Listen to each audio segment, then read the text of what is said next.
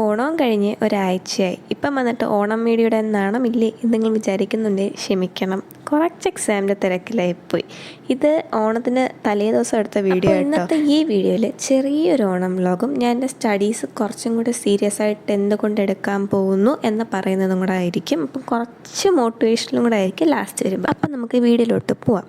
ഈ ഓണം സമയമാകുമ്പം കുറേ ഓഫർ കാണുമല്ലോ. അതേപോലെ ഓഫർ കാരണം പാൻ വാങ്ങാനായിട്ട് ഞങ്ങളും പോയി. അതിൻ്റെ ഒപ്പം എൻ്റെ അല്ലറ ചില്ലറ സാധനങ്ങളും കൂടെ ഞാൻ വാങ്ങിച്ചു. ഈ ബിസ്ക്കറ്റ് ഞാൻ കഴിച്ചിട്ടുണ്ട്, പക്ഷേ ഇവരിപ്പോൾ എൻ്റെ ഒരു പുതിയ വേരിയേഷൻ ഇറക്കിയിട്ടുണ്ട്. ഇത് ഞാൻ കഴിച്ചിട്ടേ ഇല്ല, അതുകൊണ്ട് അത് ട്രൈ ചെയ്യണം എന്ന് വിചാരിച്ചു. എന്നിട്ട് ഞാൻ വാങ്ങിച്ചില്ല. അതിന് പകരം ഞാൻ ഈ കപ്പ് നൂഡിൽസ് വാങ്ങിച്ചു. എനിക്ക് ചുമ്മാ കപ്പ് നൂഡിൽസ് ഈ ചായയുടെ ഒപ്പം കുടിക്കാൻ ഭയങ്കര ഇഷ്ടം. അങ്ങനെ കുറേ സാധനങ്ങളൊക്കെ വാങ്ങിച്ച് ഞാൻ ഷോപ്പിംഗ് നടത്തി ഇറങ്ങി. തൊട്ടടുത്ത ദിവസം നമ്മുടെ തിരുവോണമാണ്. അപ്പോൾ ചെറിയൊരു കിട്ടിയ പൂവൊക്കെ വെച്ചൊരു ചെറിയ പൂക്കളം ഇട്ടു. പിന്നെ ഓണമായ മെയിൻ സാധനം മെഹന്തിയാണ്. അപ്പം ഞങ്ങൾ കുറച്ച് പേരൊക്കെ ചേർന്ന് മെഹന്തിയൊക്കെ ഇട്ടു. എന്നിട്ട് പിന്നെ മെയിൻ സാധനം സദ്യ ലൈക്ക് എന്താ ഒരു ഒത്തൻറ്റിക് ട്രിവാൻഡ്രം സദ്യ പോലെ ട്രൈ ചെയ്തു. പക്ഷേ ഏകദേശം ഇവിടെയൊക്കെ വന്നു. നിങ്ങൾ ട്രിവാൻഡ്രംകാരല്ലെങ്കിൽ ഈ ഓണ സമയത്ത് ഒരു വട്ടമെങ്കിലും ട്രിവാൻഡ്രം വരണം. ഇവിടെ ലൈക്ക് ഫുൾ ഓഫ് ലൈറ്റ്സ് ആയിരിക്കും, ഡിഫറെൻറ്റ് ടൈപ്പ് ഓഫ് ലൈറ്റ്സ് ആയിരിക്കും. ഓരോ വട്ടം ഓരോരോ ഡെക്കറേഷൻസ് ആയിരിക്കും. ഭയങ്കര രസമാട്ടോ കാണാൻ. അതും പ്രത്യേകിച്ച് വരികയാണെങ്കിൽ രാത്രി തന്നെ വരണം. എന്നാലും നമുക്ക് ഇതൊരു ലൈറ്റ്സിൻ്റെ ഒരു ഇൻറ്റൻസിറ്റി ഒരു നമുക്കറിയാം. ഞങ്ങൾ കനകുന്നിൽ കയറി. അവിടെയാണെങ്കിൽ ഇങ്ങനെ ഓരോ കോർണറിൽ ഓരോരോ പ്രോഗ്രാംസ് ഇങ്ങനെ നടന്നുകൊണ്ടിരിക്കുകയായിരുന്നു. അതിൻ്റെ ഒപ്പം പോകുന്ന സ്ഥലങ്ങളൊക്കെ അവർ ഭയങ്കരമായിട്ട് ഡെക്കറേറ്റ് ചെയ്തിട്ടുണ്ട് കേട്ടോ. ഇതൊക്കെ നല്ല രസമായിരുന്നു നടക്കാൻ. അതിനൊപ്പം കാറ്റും ഉണ്ടായിരുന്നു. അതുകൊണ്ട് പിന്നെ അങ്ങനെ ചൂടെടുത്തില്ല. അതുകൊണ്ടൊരു സമാധാനമുണ്ട്.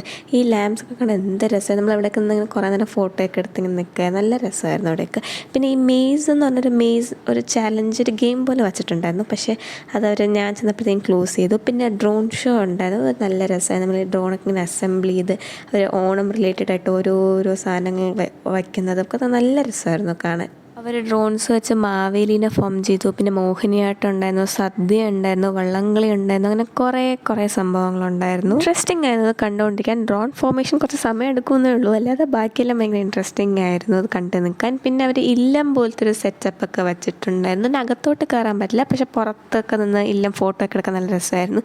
പിന്നെ ഓരോ വർഷം കൂടുന്തോറും ഇവിടെ വരുന്ന തിരക്ക് കൂടുന്നതല്ലാതെ കുറഞ്ഞായിട്ട് കാണുന്നില്ല. അതിൻ്റെ ഒപ്പം ഇവിടെ നിന്ന് ഡെക്കറേഷൻസും കൂടിക്കൊണ്ടിരിക്കുക. ഓരോ വർഷം പോകുന്തോറും അവർ ഓരോരോ വെറൈറ്റീസ് കൊണ്ടുവന്നുകൊണ്ടിരിക്കുക. ഇത് ഞാൻ ഈ വീഡിയോ എടുത്തപ്പം രാത്രി 9 മണി എങ്ങാണ്ടുമായിരുന്നു. എന്നിട്ടും നല്ല തിരക്കുണ്ടായിരുന്നു. ഇത് ഞാൻ പെട്ടെന്നൊന്ന് അസംബിൾ ചെയ്തിടുന്നതുകൊണ്ടാട്ടോ അതെല്ലാം റാൻഡമായിട്ടിരിക്കുന്ന. ഞാൻ ഇത് കഴിഞ്ഞിട്ട് ഞാൻ സിസ്റ്റമാറ്റിക്കായിട്ടൊരു വീഡിയോ ശരിയായിട്ടിടാം. പിന്നെ 9 മണിയൊക്കെ കഴിഞ്ഞപ്പോഴത്തേക്കും ഞങ്ങൾ അവിടെ നിന്ന് ഇറങ്ങിയിട്ട് ഞങ്ങൾ നേരെ എന്തെങ്കിലും ഫുഡ് കഴിക്കാൻ പോകാമെന്ന് വെച്ചു. ഇതായിരുന്നു കേട്ടോ എൻട്രൻസ്. ഞങ്ങൾ കയറിയത് എക്സിറ്റ് വഴിയാണ്, ഇറങ്ങിയത് എൻട്രൻസ് വഴിയായിരുന്നു. അപ്പോൾ ഇത് എൻട്രൻസ് ആയിരുന്നു. നല്ല രസമുണ്ട്. അത് ഭയങ്കര അട്രാക്റ്റീവ് 3D ഫോമിലായിരുന്നു അവർ ചെയ്തത്. പിന്നെ ഞങ്ങൾ ലോഡഡിൽ പോയിട്ട് ലോഡഡ് ഫ്രൈസും ഒരു ബർഗറും പിന്നെ ഒരു ഡൈനമൈറ്റ് കൊറിയൻ കോണ്ടവും കഴിച്ചു.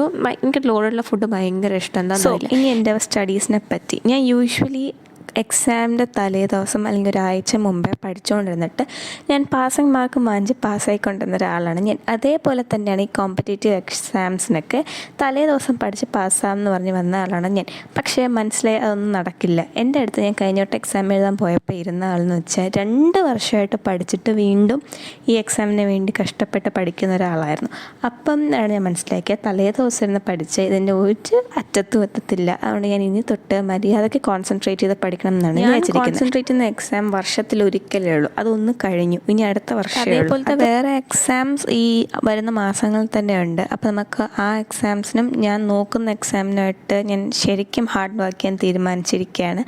അപ്പോൾ എൻ്റെ ഹാർഡ് വർക്കിനൊപ്പം നിങ്ങൾക്ക് കൂടാൻ താല്പര്യമുണ്ടെങ്കിൽ ചാനൽ സബ്സ്ക്രൈബ് ചെയ്യുക, ലൈക്ക് ചെയ്യുക, ഷെയർ ചെയ്യുക, കമൻറ്റ് ചെയ്യുക. അപ്പോൾ അടുത്ത വ്ലോഗിൽ കാണാം. അതുവരേക്കും ബൈ.